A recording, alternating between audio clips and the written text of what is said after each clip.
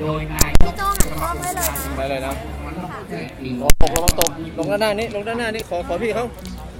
ตัวท่านก็ขอเนื่องนะครับทำเหมือนคุณปกติหาใจนายกสมาคมกีฬาจังหวัดเชียงใหม่ก็ได้มาร่วมโรงเรียนกีฬาสารพัดสมาคมติดต่อการงานแล้วก็มีครับครั้งที่7เมื่อปีที่แล้วและครั้งนี้ก็เป็นครั้งที่8นะครับ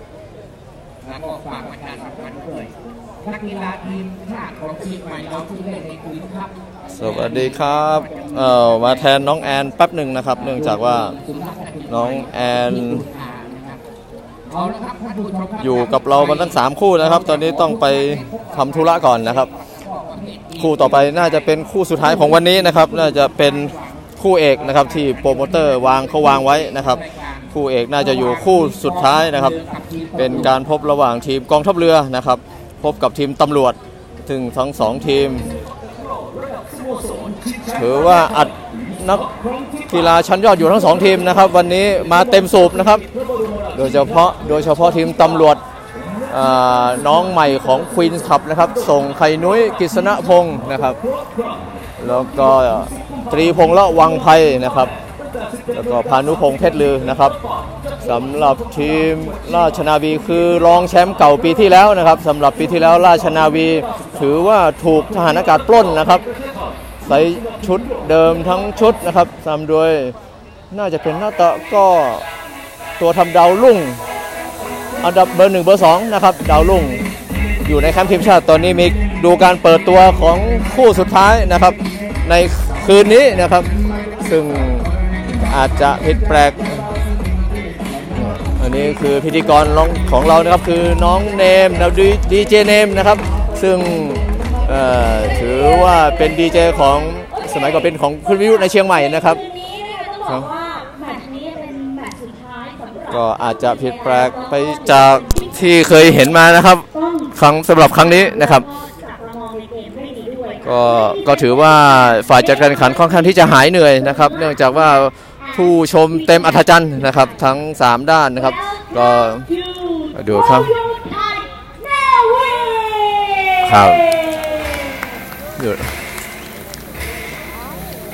ราชนาวีเปิดตัวก่อนนะครับตอนนี้ไม่ใช่เทคนะครับตอนนี้แล้วก็ไม่ใช่ไทยไฟนะครับเป็นการเปิดตัวนักตะกร้อควีนส์คัพในปีนี้นะครับทวีศักดิ์ทองสายหมายเลข5นะครับตอนนี้ลงบัญชาการก่อนครับถ้าใครชนะคู่นี้ก็ถือว่าจะสบายอาจจะเป็นที่1ในสายนะครับตัวชงบ๊อบบี้นะครับบ๊อบบี้ลังสิโรจน์สิริสมุทรสารนะครับซึ่งเมื่อต้นเดือนก็เพิ่งมาแข่งที่เชียงใหม่นะครับชนะที่รายการปราสาททองคัพไปนะครับสำหรับแบ็คตัวจริงที่ลงวันนี้ครับณัฐวุฒิแนวพรหมนะครับหรือจ้อยนะครับเด็กปั้นของศรีสะเกษตอนนี้อยู่สังกัดสโมสรราชนาวีเรียบร้อยแล้วนะครับอย่างสำหรับสำรองตัวเสิร์ฟถือว่าเป็นดาวรุ่งของประเทศไทยในตอนนี้เลยนะครับเด็กอายุ 16-17 ปีแค่นั้นนะครับตอนนี้ราชนาวีตะครุบตัวไว้เรียบร้อยแล้วนะครับซึ่งเป็นนักตะกร้อจากโรงเรียนกีฬานครปฐมนะครับสำรองคนสุดท้ายเจรศักดิ์ผักบัวเงินนะครับหรือน้องฟิลซึ่งเป็นนักตะกร้อดาวรุ่งในแคมป์ทีมชาติในประเทศตัวทำนะครับเนื่องจากว่าตัวทำที่อยู่ในค่ายตอนนี้อายุเยอะๆ 2-3 คนนะครับเหลือผู้ฝึกสอนสุละมาศวังแสงนะครับผู้ฝึกสอนทีมราชนาวีก็ใครอยู่ใกล้ๆประตูท่าแพเชิญแล้วครับเชิญมา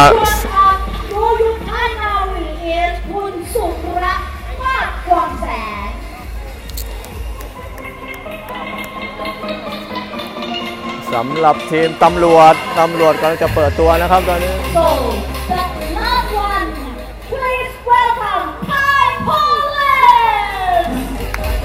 สำหรับทีมตำรวจปีนี้ส่งมาเป็นปีแรกนะครับแต่ส่งมาปีแรกแต่ใช้นักกีฬาถือว่าไม่ธรรมดานะครับ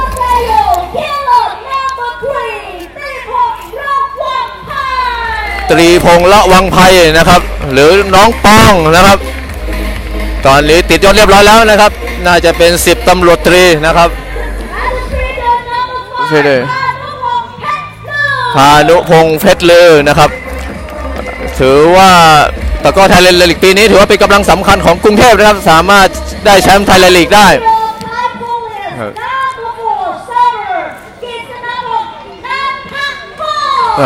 แบ็กกฤษณพงษ์นันทโคตรนะครับ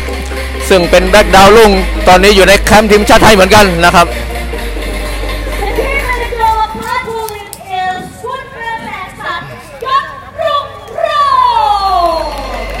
สำหรับผู้จัดการทีมคุณเกษมสัญยศรุ่งโรจน์นะครับท่านก็เป็นตำรวจเหมือนกันครับ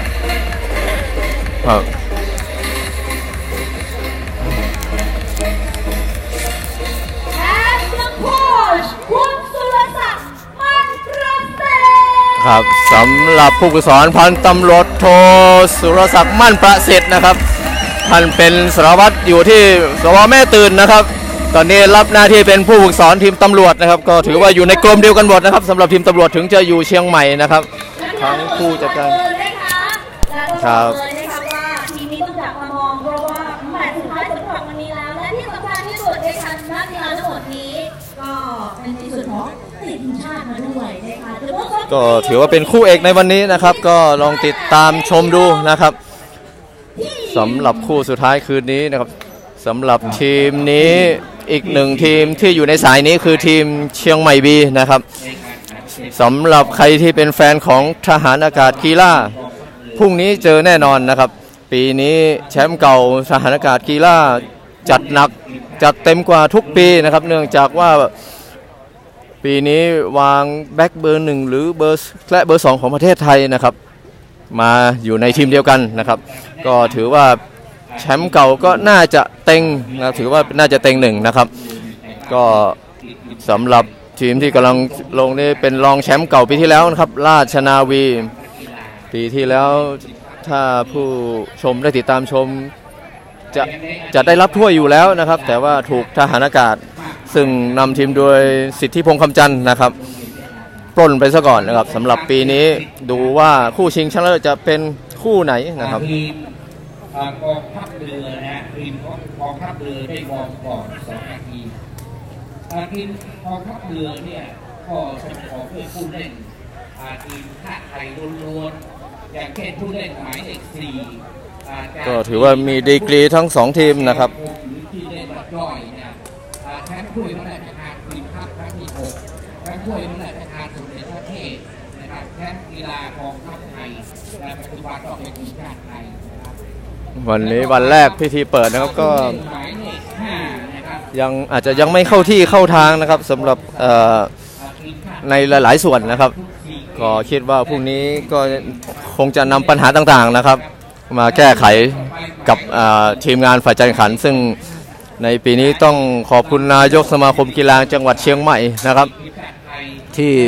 หมายมั่นปั้นมือนะครับที่จะให้ตะกร้อจะเอากีฬามาให้คนดูที่กลางเมืองนะครับตอนนี้ก็ถือว่าน่าจะถูกใจท่านนะครับสำหรับนายกสมาคมกีฬาจังหวัดเชียงใหม่ท่านมนตรีหารใจนะครับอีกหน่วยงานหนึ่งที่ต้องขอบคุณคือโรงเรียนเมตตาศึกษานะครับโดยท่านผอ.นะครับขอเรียกว่าผอ.ตั้มนะครับซึ่งเป็นผอ.ผู้หญิงที่คุกคีกับตะก้อควีนครับนะครับ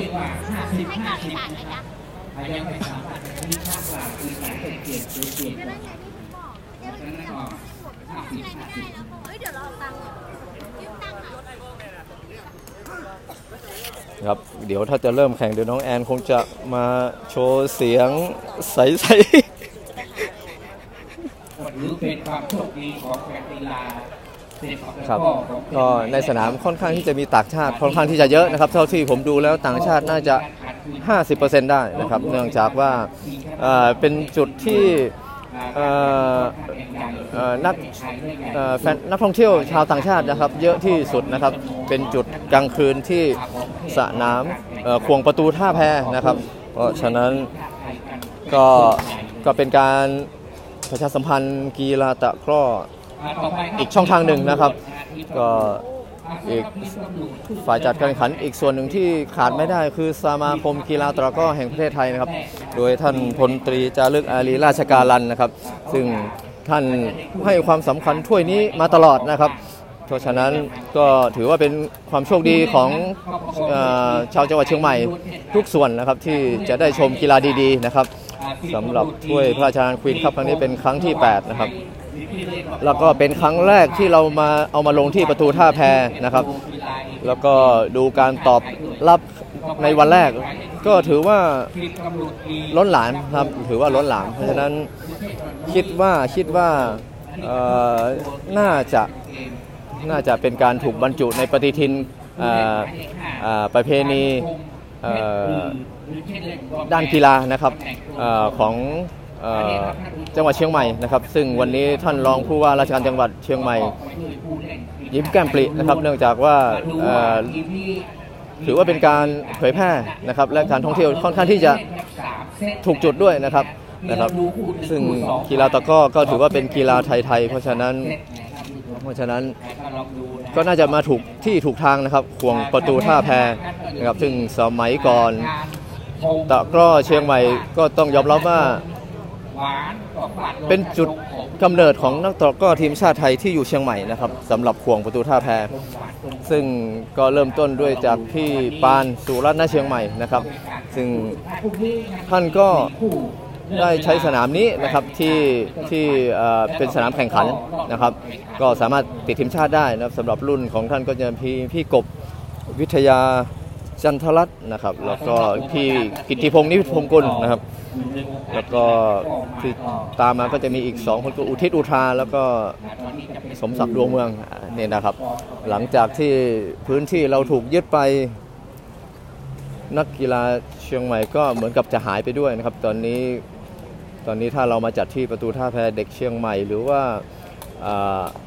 แฟนตะกร้อเชียงใหม่อาจจะมีความชื่นชอบอาจจะพัฒนาตัวเองสามารถติดทีมชาติไทย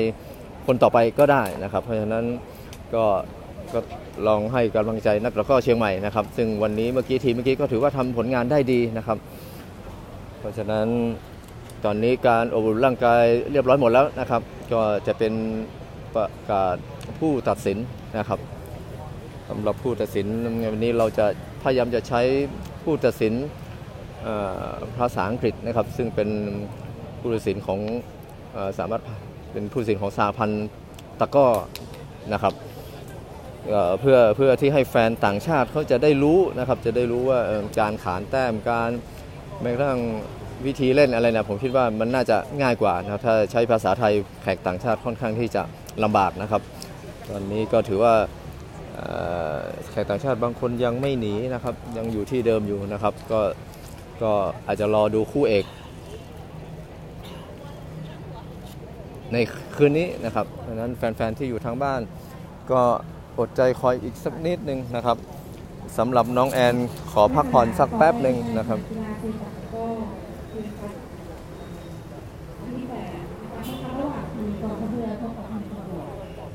คณะกรรมการผู้ตัดสินวัชรินทร์วิชยาผู้ช่วยผู้ตัดสินชลาวุฒิการธนาวันผู้ตัดสินจากเส้นสมศักดิ์นาดูจักรินทร์อินทศร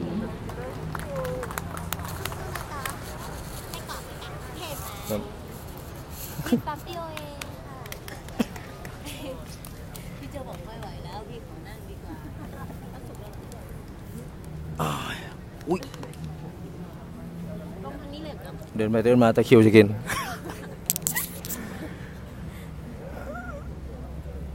อ้าวรอสักแป๊บนะครับแฟนๆอยู่ทางบ้าน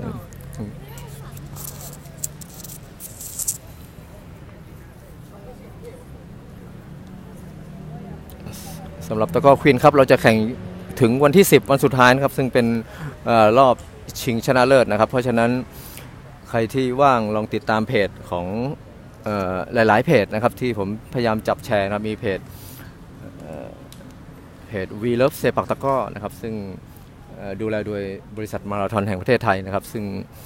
อยู่ภายใต้การควบคุมของสมาคมกีฬาตะกร้อแห่งประเทศไทยนะครับอีกเพจหนึ่งคือเพจของสมาคมกีฬาจังหวัดเชียงใหม่ก็มีการไลฟ์สดเหมือนกันนะครับก็เพื่อเอาใจแฟนๆตะกร้อที่ไม่ได้มาสนามนะครับ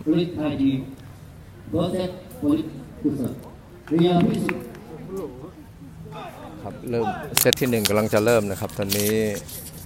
ชุดสีเขียวอยู่ฝั่งตรงนู้นก็คือทีมราชนาวีชุดสีฟ้าคือทีมตำรวจนะครับ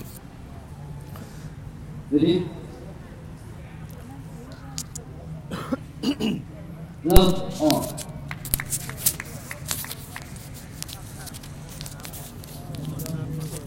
ครับตรงนี้ศูนย์เสิร์ฟโดยกฤษณพงศ์นะครับตอนนี้มีสับของสายเตะออกนะครับตำรวจขึ้นนำ1-0ใครที่เป็นแฟนน้องแอนคอยสักแป๊บหนึ่งนะครับสำหรับน้องแอนเพิ่งมาถึงเมื่อเช้านะครับที่มาช่วยการไลฟ์สดในครั้งนี้นะครับต้องขอบคุณทีมงานเพจ We Love เซปักตะกร้อนะครับตอนนี้คะแนนอยู่ที่1-1ลูกสุดท้ายอยู่ในมือของกฤษณพงศ์ในชุดนี้นะครับสำหรับตะกร้อควีนส์คัพเราเป็นตะกร้อเอาท์ดอร์นะครับหรือว่าแข่งกลางแจ้งนะครับสำหรับควีนส์คัพทุกปีนะครับกฤษณพงศ์ตัดหยอดลูกนี้ได้แต้มนะครับถือว่าสวยก็ถือว่าเป็นแบ็คดาวรุ่งอีก1ตัวนะครับที่อยู่ตอนนี้ก็อยู่ในแคมป์ทีมชาติอยู่แล้วก็ติดทีมชาติไทยด้วยนะครับซีเกมที่มาเลเซียก็รวมทีมไปด้วยนะครับลูกนี้เป็นของจ้อยเสิร์ฟลูกนี้เข้าช่องสวยงามนะครับลูกนี้ณัฐวุฒิแนวพรหม2-2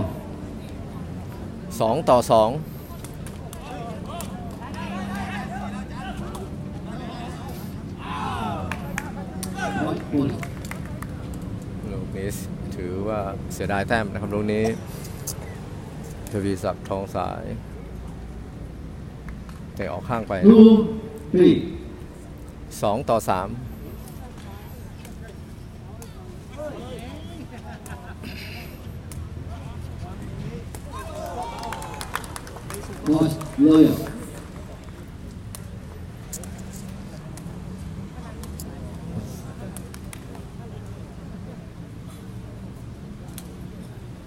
ถ้าดูแล้วถือว่าตำรวจอยู่ในแคมป์ทีมชาติ2คนนะครับ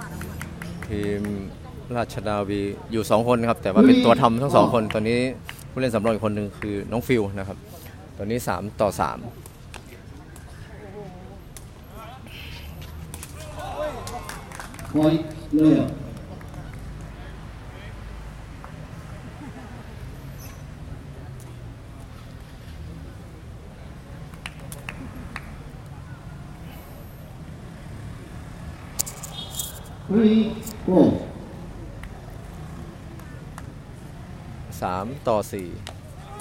ยังตัดยอดเหมือนเดิมนะครับกฤษณพงศ์หรือว่าตรีพงษ์ละวังไปเตะติดเน็ตนะครับลูกนี้อาจจะการปรับสายตานะครับเนื่องจากว่านักตะกร้อที่ช่วงนี้กำลังเก็บตัวชุดเอเชียเกมอยู่นะครับก็จะซ้อมในอินดอร์นะครับแต่ตอนนี้เราแข่งเป็นเอาท์ดอร์นะครับคือประเภทกลางแจ้งนะครับเสิร์ฟไม่ข้ามแต่ราชนาวีขึ้นนำ6-3ชุดต่อไปจะเป็นราชนาวีได้เสิร์ฟ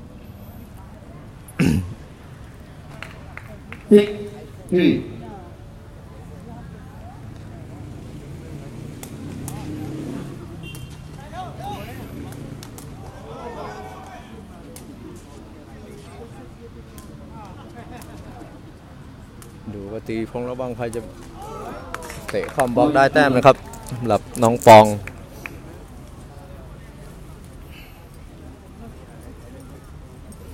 ที่กำลังชมอยู่นี้เป็นการแข่งขันรอบแรกอยู่นะครับก็ถ้าวันที่น่าเข้มข้นที่สุดก็น่าจะเป็นวันที่9นะครับเป็นรอบรองชนะเลิศ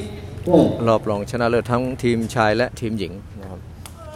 สำหรับวันนี้เป็นรอบแรกอยู่นะครับ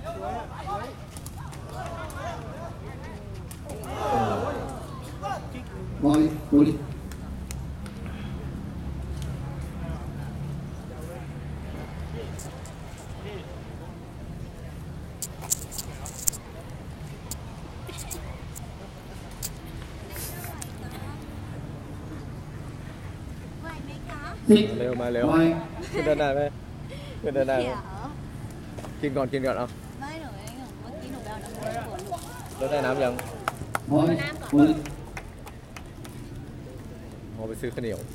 ซื้อด้วยแฟนถามหาแล้วว่าเรียบร้อยยังอ่ะลองท้องยังเรียบร้อยโดนข้ามเขวกินก่อน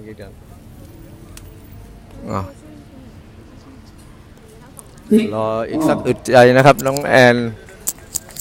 เกือบเสร็จแล้วครับเกือบพักผ่อนเกือบเสร็จแล้วมีคนถามหาน้องแอนวันนี้สกอร์อยู่ที่6-6นะครับก็ถือว่ายังไม่ได้เปรียบเสียเปรียบกันนะครับแต่ละชุด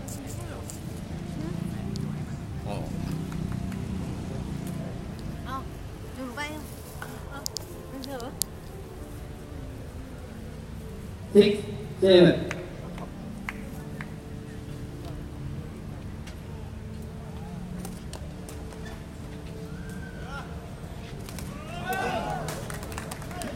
Point Royal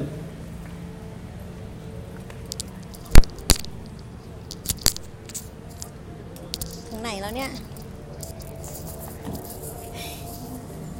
ฮัลโหลมาแล้วค่ะกินบาร์บีคิวไปได้ไม้เดียวเองนะคะตอนนี้6-8ค่ะPoint Royal ตำรวจจะอยู่ในชุดสีฟ้านะคะและกองทัพเรืออยู่ในชุดสีเขียวค่ะใครที่ติดตามรับชมกันอยู่นาทีนี้นะคะก็อยู่กันยาวๆไปนะคะคู่หน้าเต็มจัดราชนาวีคุณเฉลิมพันธ์นะคะขอดื่มน้ำดื่มท่านิดนึงขอโทษค่ะสำหรับรายชื่อนะคะเดี๋ยวแป๊บหนึ่งเนาะดูก่อนรายชื่อ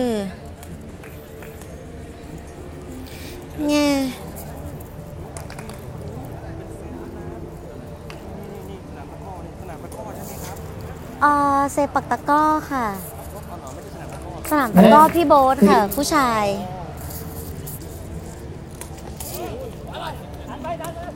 กองทัพบกชนะไหมชนะค่ะ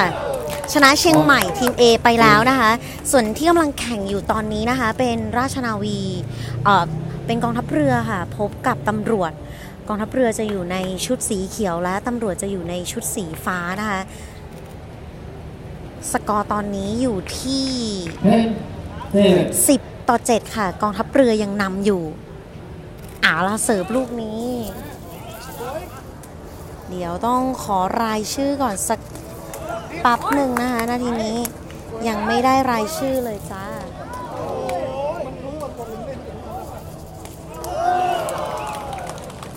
Point Royal บ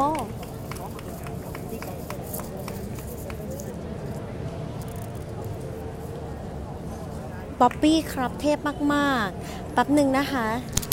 บอไม่ได้ยินนะคะแอดมินโบไม่ได้ยินนะคะ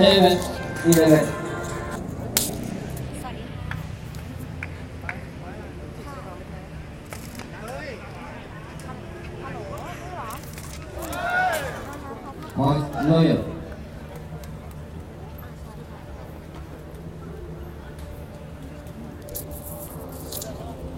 ค่ะตอนนี้แต้มยังไหลไปที่กองทัพเรือนะคะเป็น7-12ใครที่เชียร์กองทัพเรือก็คอมเมนต์กันเข้ามาส่วนใครที่เชียร์ตำรวจซึ่งอยู่ในชุดสีฟ้าก็อย่าลืม กดไลค์กดแชร์เป็นกำลังใจให้กันนะคะตอนนี้จะอยู่กันยาวๆเลยวันนี้ไม่ไปไหนคู่นี้เป็นคู่สุดท้ายของวันนี้แล้วนะคะสำหรับการแข่งขันตะกร้อ Queen's Cup ครั้งที่ 8 นะคะโบส่งรายชื่อให้หน่อยดิ Facebook ส่งรายชื่อไม่ได้ไม่มี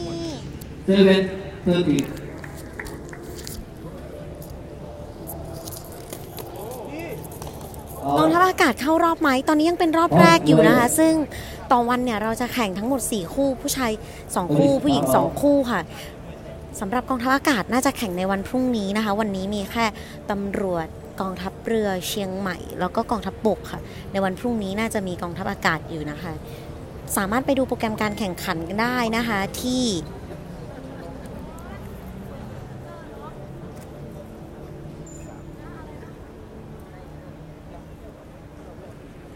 เพจ Facebook เซปักตะกร้อนะคะใครที่จะเข้าไปดูโปรแกรมการแข่งขันนะคะสำหรับตะกร้อ Queen's Cup นะคะครั้งที่ 8 นี้นะคะมันก็จะมี2งานนะคะซ้ำซ้อนกันอยู่สำหรับกีฬาราชมงคล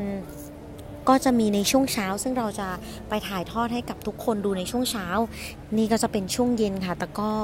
Queen's Cup จะเริ่มในช่วงตอนเย็นละค่ะเดี๋ยวมาดูตัวผู้เล่นกันนะคะตอนนี้จากตำรวจนะคะที่เห็นกันอยู่นาทีนี้ในชุดสีฟ้านะคะใครที่เป็นแฟนคลับของใครนี่อย่าลืมติดตามรับชมนะคะ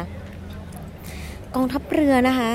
ประกอบด้วยหมายเลข5ค่ะทวีศักดิ์ทองสายคนนี้นี่ฟาดไม่ต้องพูดถึงค่ะสุดยอดมากๆแล้วก็หมายเลขเสิร์ฟหมายเลข4ค่ะณัฐวุฒิแนวพรหมนะคะ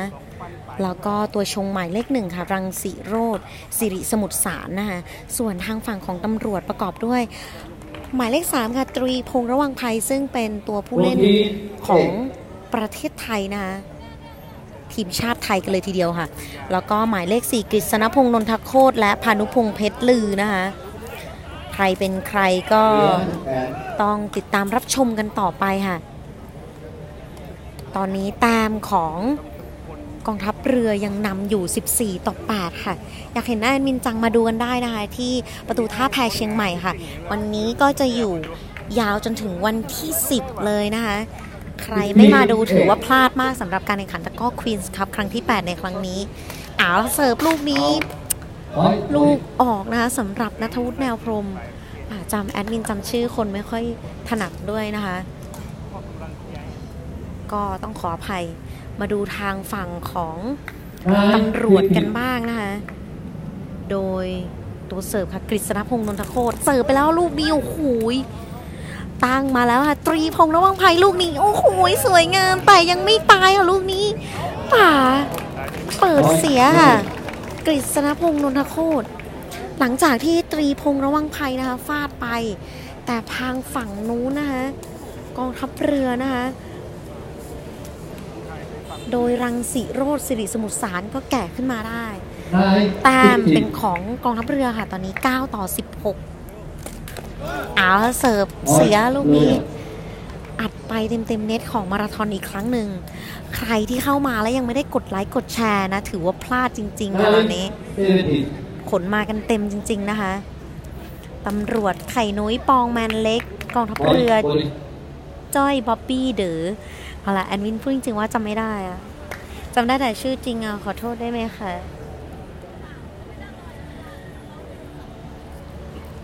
ขอบคุณที่ให้ข้อมูลนะคะคุณแม็กซ์เซปักอินชอนนะคะน่ารักมากเลยค่ะเป็นแฟนคลับตะกร้อตัวจริง17-10ค่ะกองทัพเรือเป็นฝ่ายเสิร์ฟลูกนี้ปั่นหยอดเข้าไปค่ะเปิดเข้ามาลาตรีพงษ์ระวังภัยลูกนี้ค่ะเจ้าพองนะคะตรีพงษ์ระวังภัยซึ่งเป็นนักตะกร้อทีมชาติแข่งที่ซีเกมที่ผ่านมานี้นะคะเขาคนนี้ก็มีการฟาดกีฬาท่าฟาดไม่น้อยไปกว่าทวีศักดิ์ทองสายทางฝั่งของกองทัพเรือเลย17-11ล่ะเสิร์ฟมาเต็มแรงณัฐวุฒิแนวพรหมถ้าจำไม่ผิดเนี่ยเป็นตัวผู้เล่นไทยแลนด์ลีกของสโมสรอะไรนะมินก็จำไม่ได้นะคะแอดมินทานอะไรหรือยัง เมื่อกี้ทานบาร์บีคิวมาได้2 ไม้ค่ะล่ะตรีพงษ์อีกแล้วจ้าโอ้โหแย่งกันไปหน่อยค่ะหลังจากการบล็อกของทวีศักดิ์ทองสายตอนนี้ต้องเรียกได้ว่ายอมแล้วค่ะยอมแพ้ตั้งแต่หน้าประตูเลยนะคะยอมแล้วจ้านักตะกร้อเขาคัดหน้าตามาหรือเปล่าทำให้คนภาคจิตใจหวั่นไหวนะคะนาทีนี้ล่ะเสิร์ฟเปิดขึ้นมาแล้วนาทีนี้โอ้โหปะทาบาทาตามตอนนี้12-19ค่ะตำรวจได้12และกองทัพเรือในชุดสีเขียวได้19กฤษณพงษ์นนทโคตรลูกนี้เสิร์ฟไปแล้วค่ะเปิดหัวขึ้นมาทวีศักดิ์ทองสายล่ะเต็มค่ะเต็มหน้าแอดมินเลยนะคะถ้าเกิดผู้ชมคนดูไม่ปัดออกไปให้นะคะต้องขออนุญาตบริษัทไปที่เกาหลีค่ะขออนุญาตไปสัญญกรรมทั้งหน้าถ้าฟาดมาแรงขนาดนี้ยอมแล้วจ้าล่ะ12-20ลูกนี้จบไม่จบโอ้โหยังเปิดขึ้นมาได้ตรีพงษ์ลูกนี้ขอคืนค่ะฟาดได้ฟาดกลับไม่โกงนะคะนาทีนี้สำหรับตรีพงษ์ระวังภัยโอ้โหลองรวมลุ้นกันต่อไปค่ะนาทีนี้20-13ค่ะอีกแต้มเดียวสำหรับเซตนี้นะคะกองทัพเรือลูกนี้โอ้โหลอดช่องค่ะให้ตายสิคุณพระช่วยลอดช่องไปที่พานุพงษ์เพชรลือเต็มๆค่ะก็ต้องเรียกได้ว่ายอมนะคะสำหรับการเสิร์ฟของณัฐวุฒิแนวพรหมเขาคนนี้ไม่ธรรมดาค่ะ21-13ค่ะในเซตแรกกองทัพเรือนะคะเป็นฝ่ายสามารถเอาชนะไปได้ค่ะก็ต้องมาร่วมลุ้นกันต่อไปแอดเสื้อแดงน่ารักจังอย่าลืมเดินมาทักทายด้วยนะคะคุณแรงคอยอยู่ไหนเอ่ยโถไม่มาทักทายกันบ้างเลยนะเสื้อสีแดงวันนี้กะว่าเด่นเต็มที่ไม่ใช่ค่ะความจริงเขานัดกันใส่เสื้อสีเหลืองนะคะแต่พอดีเนื่องจากแอดมินเนี่ยยังไม่ได้เข้าโรงแรมเลยนะคะตั้งแต่มาเหยียบที่เชียงใหม่เนี่ยยังไม่ได้เข้าห้องพักเลยนะคะก็ต่อกันยาวมาจนถึงเวลานี้เลยค่ะมาจบนี้ก็ไม่รู้จะเข้าห้องพักหรือเปล่าหรือจะต้องไปท่องราตรีกันต่อล้อเล่นค่ะเราจะอยู่กันยาวๆแบบนี้กับกีฬาตะกร้อนะคะตั้งแต่วันที่6ถึงวันที่10ค่ะกับการแข่งขันตะกร้อ Queen's Cup ครั้งที่8นะคะสำหรับ Queen's Cup นะคะจะเริ่มแข่งขันตั้งแต่เวลา 18.00 นนะคะซึ่งจะเป็นทีมหญิงก่อนนะคะแล้วก็ค่อยเป็นทีมชายต่อทีมหญิงจะแข่ง2ทีมค่ะแล้วก็ต่อด้วยทีมชายอีก2ทีมนะคะก็ต้องนับเวลากันดูก็ตีไปทีมละชั่วโมงนึงอะค่ะก็จะจบประมาณสัก4 ทุ่มได้ไหมประมาณนั้นเนาะต้องรอดูต่อไปถ้าสูสีหน่อยก็อาจจะจบช้ากว่านั้นค่ะ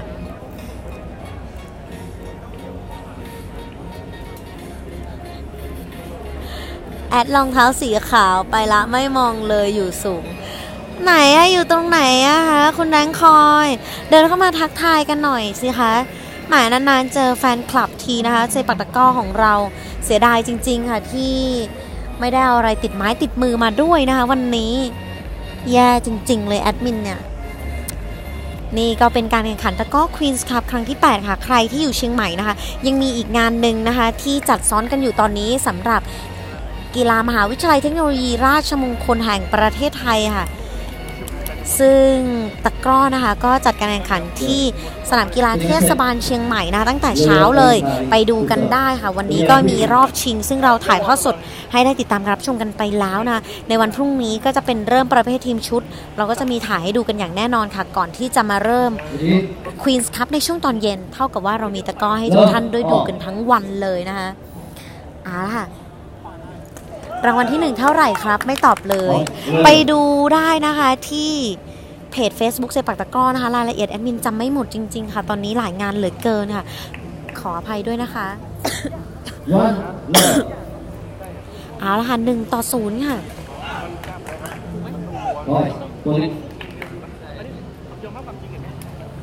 ตามเป็นของตำรวจนะคะตอนนี้ตามมาเป็น1เท่ากันแล้วขอบคุณนะคะที่เข้ามาแล้วก็กดไลค์กดแชร์เป็นกำลังใจให้กันนี่ก็แจกแต้มค่ะ ณัฐวุฒิแนวพรหมเสิร์ฟอัดไปที่เน็ตของมาราธอนนะคะแจกแต้มให้กับทางฝั่งของตำรวจค่ะขึ้นนำไปก่อนเป็น2-1ค่ะดูการเสิร์ฟของตำรวจเสิร์ฟไปแล้วลูกนี้เปิดแตกค่ะทวีศักดิ์ทองสายเปิดหัวค่ะลูกนี้แต่เปิดไม่ดีค่ะเปิดแตกแต้มของตำรวจไหลไปที่3-1ค่ะจะต้องลุ้นกันต่อไปแล้วค่ะนาทีนี้เปิดหัวขึ้นมาอีกครั้งหนึ่งทวีศักดิ์ทองสายโอ้โหเหยียบข้ามหัวของตรีพงษ์ระวังภัยไปนิดเดียวเองนะคะไม่อยากจะเชื่อเลยแต่ก็ต้องเชื่อไหมล่ะเชื่อเถอะโอ้โหกินเมลอุ่นๆแม่พี่เอกค่ะเดี๋ยวหาลู่ทางก่อนนะคะ3-2ค่ะดูการเสิร์ฟของตำรวจลูกนี้เสิร์ฟไปแล้วค่ะตรีทวีศักดิ์เปิดหัวมาแหมสับสนระหว่างทวีศักดิ์ทองสายกับตรีพงษ์ระวังภัยนะหน้าหล่อเหมือนกันด้วยสิย่าละแอดมินเริ่มย่าแล้วตาเริ่มเบลอแล้วนะคะตอนนี้เนื่องจากหัวใจขาดรักค่ะล้อเล่นนะคะนิดนึง3 เท่ากันค่ะมาดูการเสิร์ฟของกองทัพเรือลูกนี้เสิร์ฟไปแล้วค่ะเปิดหัวขึ้นมาได้ตรีพงษ์ระวังภัยลูกนี้โอ้โห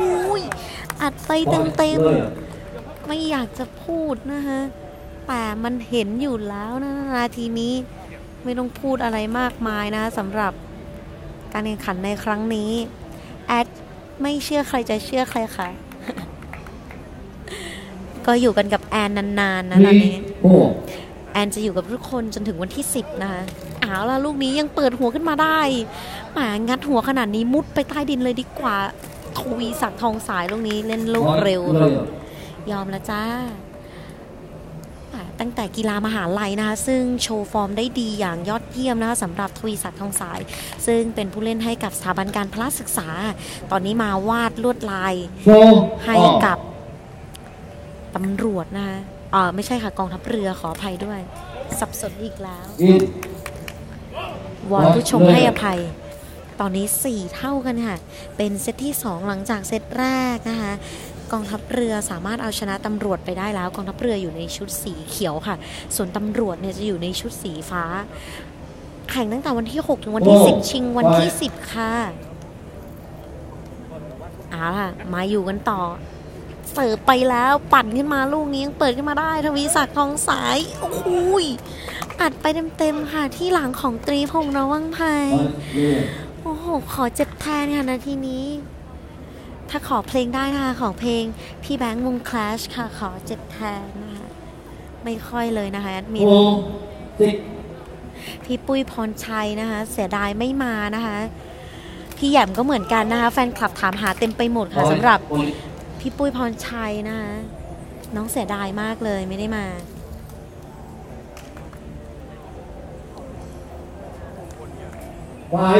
แข่งตั้งแต่เวลา 18.00 นนะคะ6 โมงเย็น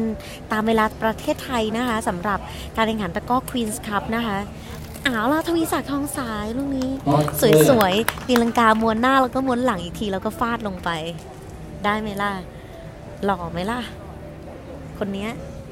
ยอมแล้วกันค่ะ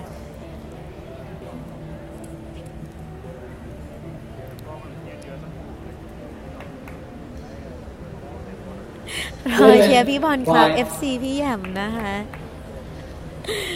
คอมเมนต์กันเข้ามาเลยนะคะสำหรับขอยินดีต้อนรับพี่ปุ้ยพรชัยเขาแก้วที่อยู่ใน 1,600 คนตรงนี้นะคะใครที่อยากคุยกับพี่ปุ้ยพรชัยพิมพ์เข้ามาได้เลยค่ะพี่ปุ้ยจะตอบให้ทุกคนได้กระจ่างกันนะคะสกอร์ตอนนี้มันสูสีแล้วก็บีบหัวใจเหลือเกินค่ะ7-6ค่ะกองทัพเรือได้7แล้วตำรวจได้6เสิร์ฟไปแล้วลูกนี้พลิกเน็ตอ่ะเสิร์ฟรุนแรงมากค่ะณัฐวุฒิแนวพรหมพ่อหนุ่มเคลาทองคนนี้นะคะใครที่ชอบแบบมีเคลานะคะคนนี้เลยค่ะแอดมินคอนเฟิร์มค่ะนักตะกร้อหล่อทุกคนค่ะ8-6ค่ะ ปายล่ะลูกนี้โอ้โหลูกนี้ต้องบอกว่างงดีทางฝั่งของตำรวจนะคะลูกเกรงใจนะมองหน้ากันปริบๆตามยังไหลไปทางฝั่งของกองทัพเรืออยู่ค่ะตอนนี้6-9ค่ะไม่ลืมแน่นอนค่ะสำหรับน้ำพริกหนุ่มนะคะ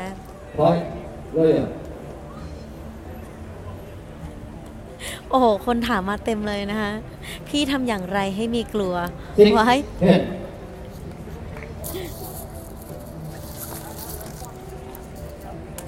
ล่ะ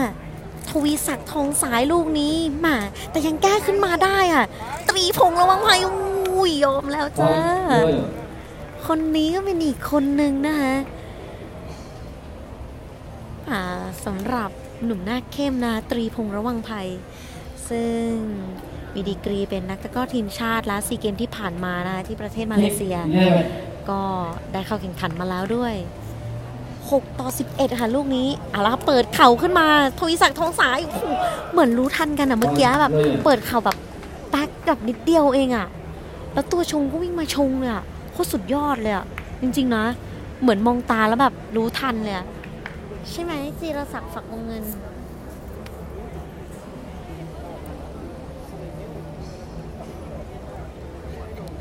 โอ้โหพี่บอลพี่ปุ้ยไอดอลผมเลยครับลูก3แล้วทำได้ไงล่ะตอนนี้โอ้โหนิดเดียวเองค่ะแต้มยังไหลไปทางกองทัพเรืออยู่นะคะตอนนี้ซึ่งกองทัพเรือนำอยู่13-6นี่เป็นเซตที่2ค่ะเซตแรกเนี่ยกองทัพเรือสามารถเอาชนะไปได้แล้วนะคะนี่เป็นเซตที่2ค่ะเป็นคู่สุดท้ายของวันนี้ใครนะคะที่ติดตามการแข่งขันตะกร้อ Queen's Cup ก็สามารถมาติดตามกันได้นะคะเราจะแข่งและถ่ายทอดกันในช่วงเวลา 18:00 นนะคะหรือ6 โมงเย็นนะคะตามเวลาไทยค่ะมาดูกันได้ที่ประตูท่าแพเชียงใหม่นะคะละค่ะ13-7ค่ะณัฐวุฒิแนวพรหมลูกนี้ใส่ไปเต็มโอ้ปั่นหยอดวิ่งไม่ทันนะคะลูกนี้ยอมค่ะลูกนี้ยอมจริงๆยอมแล้วจ้ามาดูการเสิร์ฟของฝั่งตำรวจบ้างว่าเขาจะมีกลเม็ดอะไรหรือเปล่า7-14ค่ะมาแล้วค่ะกฤษณพงษ์นนทโคตรแต่ตรีพงษ์ระวังภัยไม่ใช่อีกละทวีศักดิ์ทองสายนะขึ้นฟาดแล้วก็ตรีพงษ์ระวังภัยนะคะขึ้นบล็อกอีกแล้วค่ะแอดมินจำสลับกันอีกแล้ว sorry ตอนนี้15-7ค่ะกองทัพเรือในชุดสีเขียวได้15ละทางฝั่งของตำรวจได้7นะคะตอนนี้นี่มาดูโฉมหน้านะคะของทวีศักดิ์ทองสายนะคะซึ่งเป็นตัวทำอีกตัวหนึ่งนะคะที่สุดยอดมากๆค่ะคุณพัฒนากรบอกว่า FC ทวีศักดิ์ครับมืดจังครับมืดสิคะตอนนี้3 ทุ่มกว่าแล้วนะคะนี่กี่โมงกี่ยามแล้วคะเนี่ย3 ทุ่มครึ่งแล้วค่ะ FC พี่ดุยครับต้องรวมลุ้นกันไปนะคะสำหรับฝั่งนู้นก็เป็นทีมของทางฝั่งตำรวจนะคะนี่เป็นเซตที่2แล้วค่ะทุกคนค่ะถ้วยประเทศเริ่มเตะวันที่19 ถึง 25นะคะที่ศูนย์การค้าแฟชั่นไอซ์แลนด์รามอินทราสำหรับตะกร้อพระเทพนะคะแต่ตอนนี้เป็นตะกร้อ Queen's Cup ค่ะชิงถ้วยพระราชทานเช่นเดียวกันค่ะแล้วโอ้โหกฤษณพงษ์นนทโคตรเสิร์ฟเสียค่ะลูกนี้แจกแต้มให้กับราชนาวีตอนนี้ขึ้นนำไปเป็น16-7แล้วนะตำรวจในชุดสีฟ้าซึ่งแต้มยังตามอยู่ค่ะ7-16เสิร์ฟไปแล้วค่ะลูกนี้ปั่นขึ้นมาแต่ว่าทวีศักดิ์ทองสายยังเปิดขึ้นมาได้อยู่แล้วรอที่หน้าเน็ตลอดช่องค่ะลอดช่องตรีพงษ์ระวังภัยลงไปเลยค่ะที่หว่างขาสักครู่นี้ขอบคุณนะคะขอบคุณทุกคนนะคะรายการนี้พี่ปุ้ยไม่ได้มานะคะเรียกร้องเลยค่ะพี่ปุ้ยยังอยู่ในคอมเมนต์อยู่นะคะตอนนี้พี่สาครไม่ได้มาค่ะใครที่เป็นแฟนคลับของพี่สาครนะคะเจอกันได้เลยค่ะที่ตะ แล้วก็พระเทพนะคะที่ศูนย์การค้าแฟชั่นไอซ์แลนด์พี่สาครจะมาภาคเรียบร้อยเรไรนะคะให้กับทุกคนได้ติดตามรับชมอย่างแน่นอนค่ะเอาล่ะแต้มตอนนี้ยังถือว่าห่างอยู่เหมือนกันนะคะสำหรับตำรวจและกองทัพเรือได้17และตำรวจได้8ค่ะกองทัพเรือจะเป็นฝ่ายส่งลูกนะคะเอาล่ะครับตอนนี้เปลี่ยนตัวเข้ามาแล้วสำหรับหมายเลข3นะคะเรียกได้ว่าไม่รู้จักเขาไม่ได้ล่ะสหการซุยยังนะคะซึ่งเป็นตัวเสิร์ฟที่เท้าหนักจริงๆค่ะ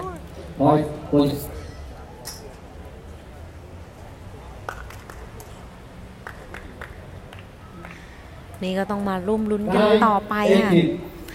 9-18ค่ะตำรวจเป็นฝ่ายเสิร์ฟ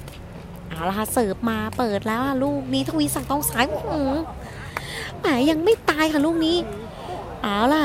แกไปก่อนค่ะลูกนี้ใครจะได้แต้มกันแน่เอาล่ะโอ้โหฉลาดค่ะสำหรับทางฝั่งของตำรวจจังหวะมันมาได้พอดีค่ะตอนนี้เหยียบเข้าไปค่ะเป็นการหยามกันหรือเปล่าแต้มตามมาเป็น10-18ค่ะนี่เป็นการแข่งขันตะกร้อควีนส์คัพนะคะครั้งที่8ค่ะโอ้โหสวยงามค่ะทวีศักดิ์ทองสายนอกจากรูปหล่อแล้วนะคะยังมีฝีมืออีกต่างหากไม่เชื่อหรอเชื่อเหอะจริงๆหล่อมาก10-19อ่ะโอ้โหเสิร์ฟสวยค่ะกฤษณพงษ์นนทโคตรนะคะตอนนี้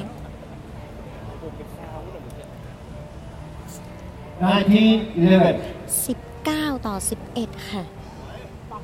สหการสหการซุยยังให้รู้นะคะหมายเลข3ฟินจริงๆค่ะสำหรับท่าเสิร์ฟของเขาสักครู่นี้